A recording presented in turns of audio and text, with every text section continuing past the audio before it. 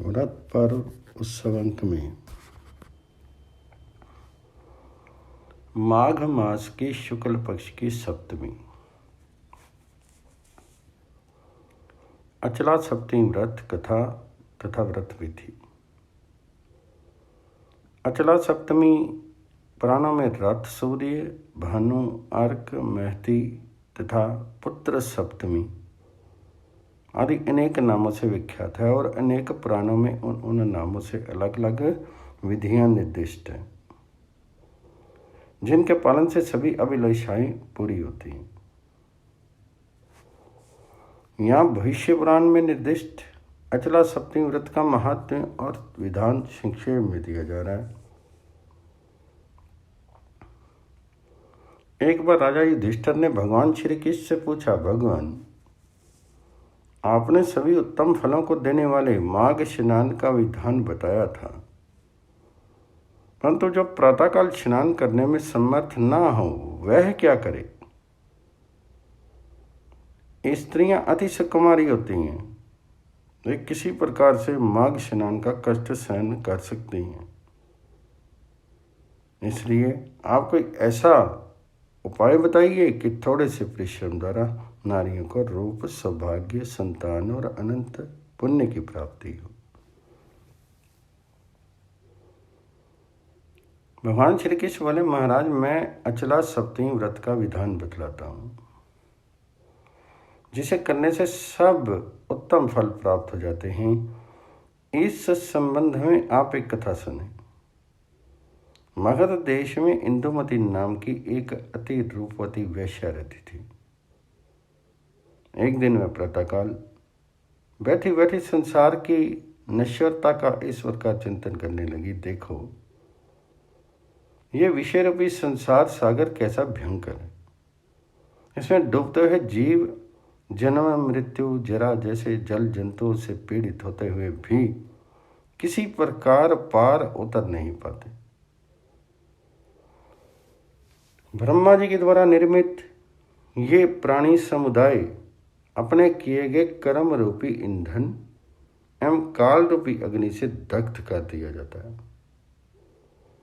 प्राणियों के जो धर्म, अर्थ, काम से रहित दिन व्यतीत होते हैं, फिर वे कहाँ वापस जाते हैं? वो कहाँ वापस आते हैं? जिस दिन स्नान, दान, तप, व्रत, होम, सिद्धाय, पितृ तर्पण आदि सत्कर्म नहीं किया जाता, न दिन व्यर्थ हो जाता है। पुत्र, स्त्री, घर, क्षेत्र तथा धन आदि की चिंता में मनुष्य की सारी आयु बीत जाती है और मृत्यु आकर के दबोच लेती है। इस प्रकार कुछ निर्विन्न, उद्विग्न होकर के सोचती विचारती हुई वह वेश्या महर्षि वशिष्ठ के आश्रम में गई। उन्हें प्रणाम करके हाथ जोड़ करके कहने लगी, भगवान, मैंने ना तो कभी कोई दान किया, न जप, तप, व्रत, उपवास आदि सत्कर्मों का अनुष्ठान ही किया,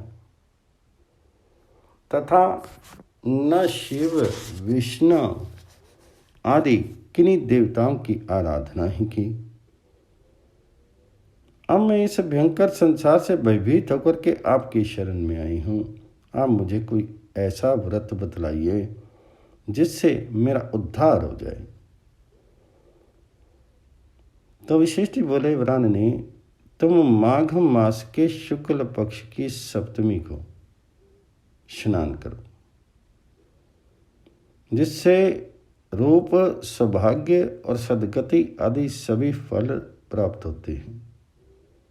षष्ठी के दिन एक बार भोजन करके सप्तमी को प्रातःकाल ही ऐसे नदी तट पर अथवा जलाशय पर जाकर के दीपदान और स्नान करो, जिसके जल को किसी ने स्नान करके हिलाया ना हो, क्योंकि जल मल को प्रक्षालित कर देता है।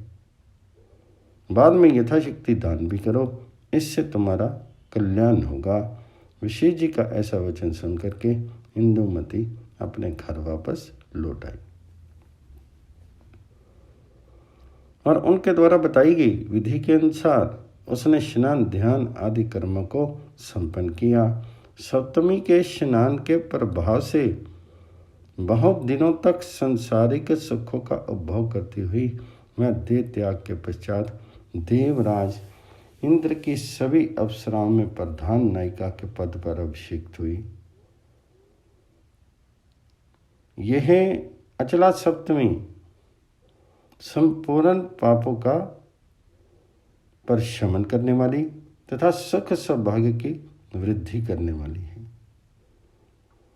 राजा युधिष्ठिर ने पूछा, भगवान, अचला सप्तमी व्रत का महात्म्य तो आपने बतलाया, कृपा करके अब स्नान विधान भी बतलाइए। तो भगवान श्री कृष्ण बोले, महाराज, षष्ठी के दिन एक भक्त होकर के सूर्य नारायण का पूजन करें।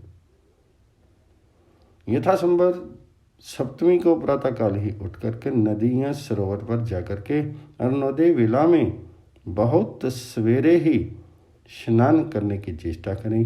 स्वर्ण चांदी अथवा ताम्र के पात्र में कुसुम्भ की रंगी हुई बत्ती और तिल का तेल डाल करके दीपक प्रज्वलित करें। उस दीपक को सिर पर रख करके हृदय में भगवान सूर्य का इस प्रकार से ध्यान करना चाहिए। नमस्ते रुद्र रूपाय रसन अम्पत्ते नमः वरुणाय नमस्तुते हरिवास नमस्तुते ते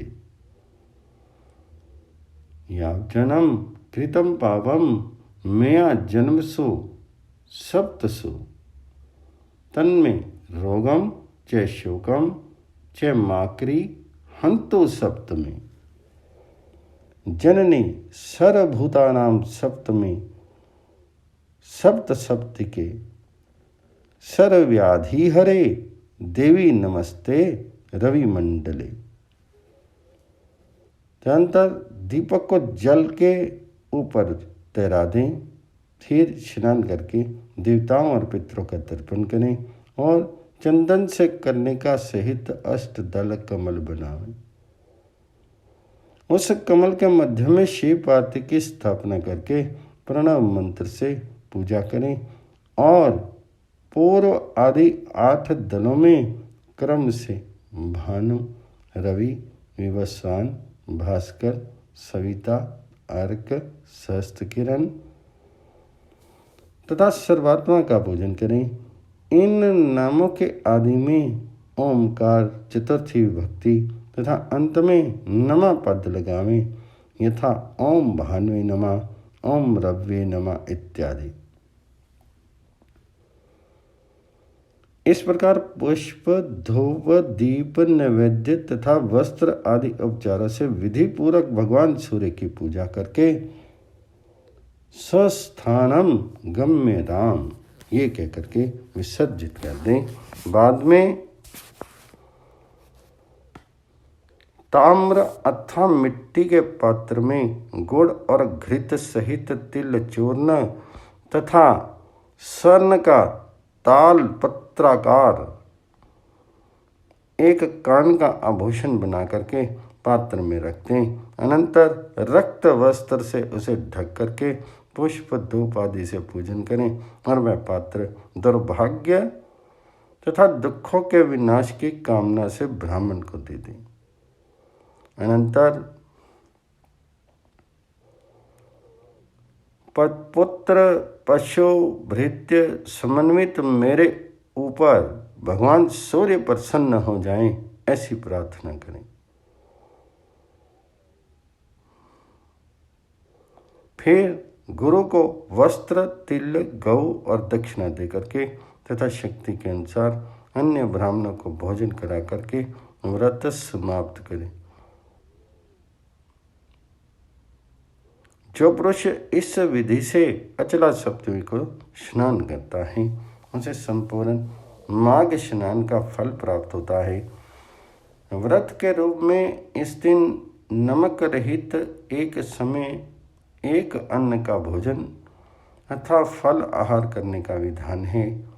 यह मान्यता है कि अचला सप्तमी का व्रत करने वाले को वर्ष भर रविवार व्रत करने का पुण्य प्राप्त हो जाता है। जो अचला सप्तमी के महात्म्य को श्रद्धा भक्ति से कहेगा अथवा सुनेगा तथा लोगों को इस महात्म्य का उपदेश करेगा, वह उत्तम लोक को अवश्य प्राप्त होगा।